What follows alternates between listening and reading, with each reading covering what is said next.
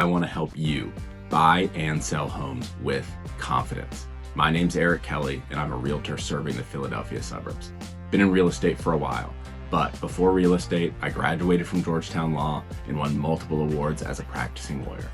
I want to bring my nearly a combined decade of real estate and legal experience to help you. I grew up in the Philly suburbs, I live here now, and I want it to be home for you. So let's get started making that happen. Hello, welcome back. We are not technically continuing with our relocation series, but we're going to go back into our just pure teaching series. Today, we are going to talk about appraisals. And if you see me looking down a lot, I have clients, we're submitting an offer today, just waiting for a couple signings to come back in so I can get it over to the listing agent, and hopefully they're in the house. So that'll be exciting, but that's why I'm looking down all the time, just to see if those come in. And if you get a weird cut in the video, just know that I'm getting that offer out. All right, so appraisals. Appraisals typically should not be a problem. You don't hear a lot of your friends, your family talking about, oh, appraisal issues blew up our home. We couldn't get the deal done because the appraisal gap, we couldn't meet in the middle, whatever it might be. You don't hear about appraisals blowing up, but they can, and there's a lot of work you can do on the front end to prevent them.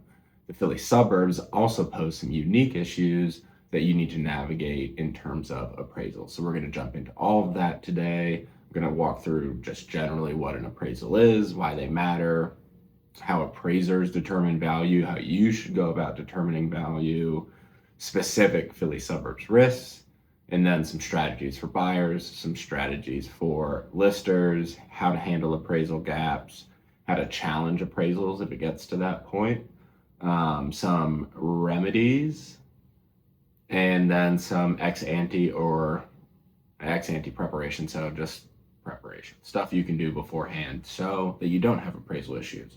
And then I'll go through a quick checklist that just gives you all like the information you need based on everything I just went. And I'm sure some of you will just drag that cursor right to the end of the video, and more power to you. I get it. So what is an appraisal? Banks want appraisals so that they know that their bet on your property is a good bet. They want to make sure that the value of your home will make up for a potentially defaulted mortgage that they now have to eat. So when they foreclose on a home, when they take your home back, they did the appraisal on the front end to know that when they take that home back, it'll cover the balance that they have on your loan, what's left on your loan.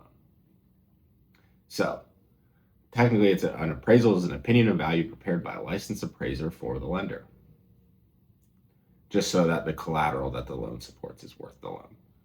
So they're not a guarantee of future resale value. They're not really a guarantee of market value. It's just what the bank is willing to loan out on, not what someone is willing to pay for your home. So there is some strategy that needs to go into both buyer's decision-making and seller's decision-making to understand that appraisals and what someone is willing to pay for your home can be very different. And that's where gaps occur, and that's where issues arise.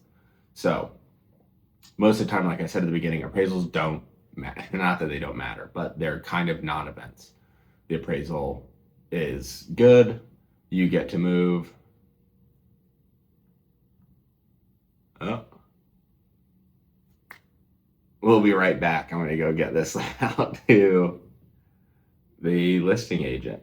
So, hey guys, we'll jump right back in a second. But first, I want to offer you something for free. So I have spent over 75 hours putting together my comprehensive buying guide, and this is for first-time home buyers. This is for someone who is an experienced home buyer and just wants a little bit more information on how to navigate an appraisal gap. The guide covers everything. So I spoke to tons of home buyers, past clients, current clients, any agent that would talk to me about this so that I could give you as much information as possible. And the best part is you don't have to pay for a thing. So if you're interested in this guide, either check out the link in the description below or DM me buying and I will get it right over to you. All right, back to the video. All right, sent over. And that's how fast it's done when you prepare and have the whole package together and you're just combining PDFs and you already have the cover sheet and the cover letter and the transaction cover and the offer and any addenda and pre-approval letter and now the BFI. So very exciting stuff. That's how quick it can go if you have someone who's prepared. So work with someone who's prepared, right? Where were we? Talking about appraisals. So we just went through why, or rather when appraisals matter. So just to recap really quickly so that we're back on the same page, when appraisals matter. They matter most when the buyer is financing the purchase because really it's the lenders that care about appraisals and the loan is dependent on the appraised value meeting or exceeding the contract price. So how do appraisers go about determining value for their appraisal? So the key components, recent closed sales in the area, not active listings. We need sale price because that's actual value of the home. The location and the school assignment influence appraisal value. The size, condition of both the home and the lot, and major features are going to affect appraisal value. Major features, how recently the roof was replaced, whether there was a pool, the acreage, number of beds, number of baths, big features. And then market trends and time adjustments where appropriate. So if you're in a place with not a ton of comparable homes that have recently sold, maybe the recent homes that are actually comparable were sold 4 months ago. And let's say, I'm just making stuff up, the Strait of Hormuz closes and we're at war with someone, and that happened in those few months. Then they're going to have to take that into account in terms of where the markets are, where rates are, and that's going to affect the appraised value of the home. So just something to keep in mind. Now let's talk about some things that appraisers do not do well. They will never capture the emotional value of the home. And that's both on your side as the seller. They're never going to capture all the memories that you had in your home, anything like that. Or as a buyer, they're not going to see how long you've been trying to find homes, how perfect this home is for you, how much you can see yourself in this home. On either side of the transaction, they will never capture emotional value. Unique design choices are not always captured by appraisers either. And that's why their focus is on the big systems, the big design features, like a specific wallpaper probably isn't going to make or break an appraisal, even if it might make or break you selling a home or you buying a home. And the big one, I just said it, I'll repeat it a bunch. When there are very few sales in that local market, and I mean not Chester County local, not Westchester local, that neighborhood, that street, that sub-market, then finding comparable homes, I'm going to call them comps. Realtors call them comps all the time. Well, if you're not a realtor, why would you know what comps means? So comparable homes mean very similar geographic, same school district, same street, same neighborhood that have recently sold. Recently means like last month. So that external factors aren't influencing the market and changing the value, or they just don't have time to. That's what a comp is. So if you don't have that many comps in your local area, then they could struggle with finding an accurate appraised value.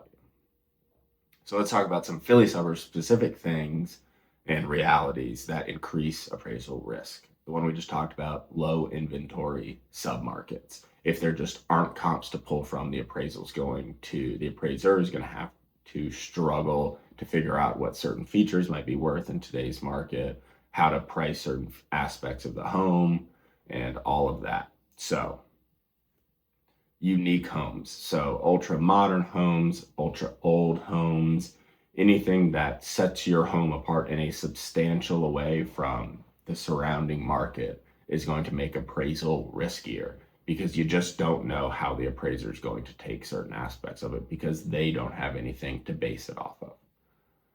Rapid market movement, think of this as drastic changes in inventory, drastic changes in rates, Maybe there's just been a ton of new building around you that just broke ground recently.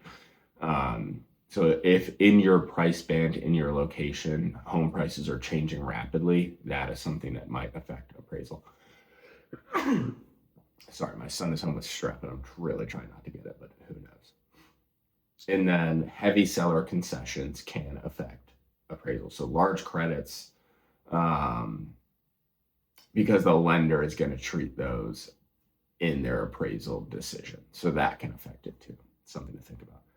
I'm used to having an iPad here. I have my computer here because it actually holds a charge now, which is so exciting.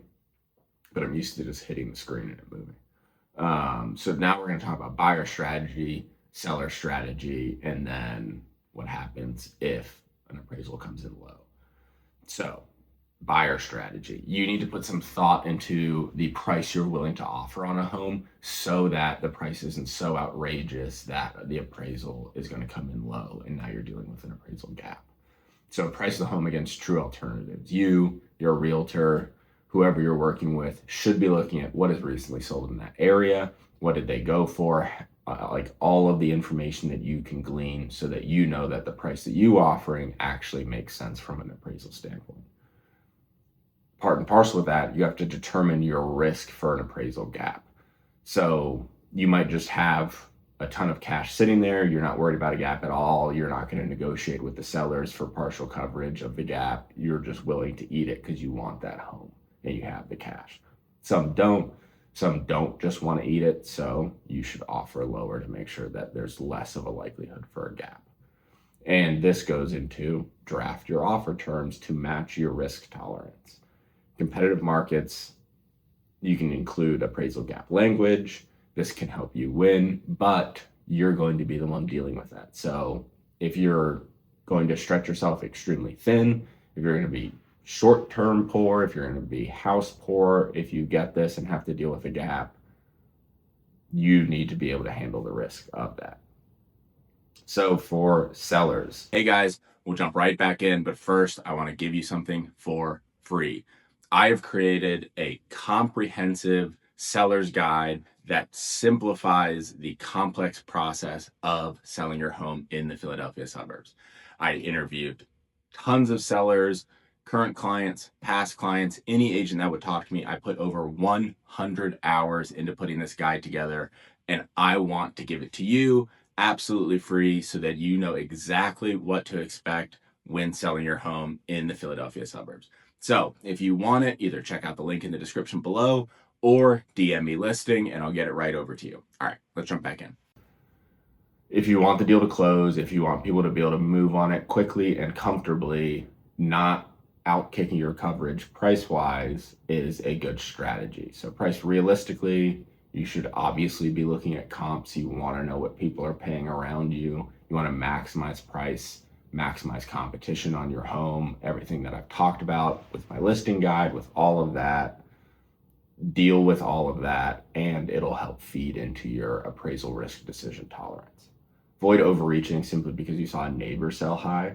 You have no idea, well, you might, maybe they're your best friends, but their house could be very distinct from yours. There are a ton of things that can factor into their appraisal value as opposed to your appraisal value. So understanding that just because someone close to you sold high doesn't mean that you're going to be able to or should. Keep the deal clean with reasonable concessions. Like I said before in the buyer portion, huge concessions can drastically swing appraised value. So understanding that is something to keep in mind. And then if the home is unique, I as your realtor would do this. If maybe you're for sale by owner, you should be doing this. Maybe you're already working with another realtor and just don't trust them and you're watching this to fact check them. You should be ready with comps, comparable homes to support your pricing and to deal with any appraisal gaps in the future. I like to give people a one-page comp sheet so that I'll call it back in a bit. With a one-page comp sheet and the value of your home as you've determined it. So big ticket improvements, roof, HVAC, windows, kitchens, baths, finished basement, additional bedrooms, including the dates, the approximate cost of those, and then highlighting 3 to 5 comps in your that were recently sold in your area is key to setting the appraiser up for your success. So let's talk about what happens when appraisals are low. If they're high, you're great. If they're at it, you're great. The only real issue is when they're low. So these don't automatically kill deals. They just start a decision tree that you as a buyer or a seller need to navigate. So here are some options when an appraisal comes in low. The seller reduces the price to the appraised value, therefore no more gap, no more issues. The buyer brings additional cash to cover the gap. So seller side, buyer side, that's how you handle it unilaterally. You can split the difference. This is a very common method to handle appraisal gaps. You can restructure through credits or concessions if the lender allows. The lender typically does allow for this because it's money in their pocket essentially. You can challenge the appraisal with better data. I think people who are selling unique homes or older homes often come prepared. So I see that typically more with those types of clients, though you can do it in any situation. We'll talk about that a little more in a bit. Or terminate if the contract allows you to terminate it and you just don't want to deal with it. So the right path depends on your needs, the leverage you have in negotiations, and where the deal is standing at that time. So let's talk briefly about appraisal challenges. These are rare, and I think people think that they shouldn't be that rare because you can just argue with an appraisal, but that's not how it works, which is why they end up being rare. So a reconsideration is usually effective only when you have better comparables than the appraiser used, which is hard to do, clear factual errors in the report, which feels like a legal standard, a mismeasurement or incorrect feature description. That's why if you do have an appraisal gap, we'll go through every line of it to see if we can find anything along those lines, or an inappropriate comp selection. Maybe 5 homes sold recently in your neighborhood, they only consider the oldest 3 and not the most recent 2. That's how that would work. So what usually does not work is telling the appraiser that your home is nicer than they think it is. They're not going to listen to that. Pointing to active listings as proof. I know this is a big thing. I've heard from clients, I've heard from friends' clients, but this thing is active at this price. It's basically the same as our home. The problem is it's active, it's not closed yet. So it might close for $100,000 under asking, and then that's what they're going to use as the appraised value. And then emotional arguments. Like I said earlier, appraisals are just a fact-finding mission, not an emotional baggage mission.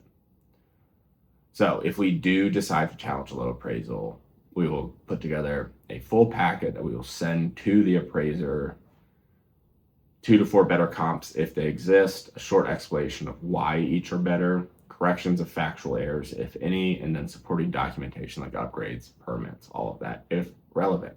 But like I said, it is hard to challenge these appraisals. They do a good job. It's what they do. They're focused on, they're pretty good at it. So, big overall takeaways: appraisal gaps, which just means the appraisal came in low.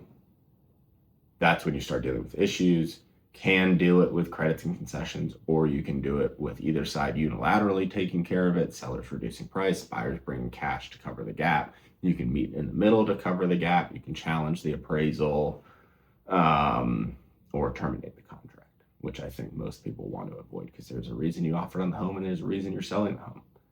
So preventing appraisal issues, buyer prevention strategies. Don't overpay without understanding comp support. Be cautious with unique homes unless you're comfortable with that risk. If you have appraisal gap language, understanding what that commits you to. And that's why I think it's helpful to have a lawyer on your side. And choose a lender with strong local experience. It's going to be a lot easier for them to determine what are good and bad comps and to find good and bad comps for you. Seller prevention strategies. Price within a defensible range. Just overpricing to the moon is going to lead to appraisal gaps. Make the home easy to appraise, provide upgrades, provide recent comps, all of that. Keep the contract clean, avoid excessive concessions. Those can lead to gaps as well. Present the home well when the appraiser is coming in. They're human. They're going to be swayed by nice looking things. So make it look as nice as you can. So I'm going to run through 2 quick checklists, but that's essentially what appraisals are, how they work, what happens when there's a gap, and how to handle that gap if it does arise. So on the buyer side, before submitting offers, confirm your cash flexibility, understand the comp range, and decide whether you would still buy it if the appraisal is low. During the contract stage, respond fast to lender requests. Do not change your financial profile without lender approval. Don't buy a car. Number of times I've seen that, which is actually shocking. And stay calm and wait for the report. Most appraisals are fine. If the appraisal is low, we decide out of the options I just listed which fits your goal. We negotiate strategically, and we challenge only if we have real data or real issues. And on the seller side, before listing, price within a defensible range and gather all permits, receipts, updated information, all of that. During the contract window, be aware of appraisal timeline, be prepared for renegotiation conversations, especially if you're in an older home or don't have that many comps. What happens if the appraisal is low? Evaluate buyer strength and willingness to proceed.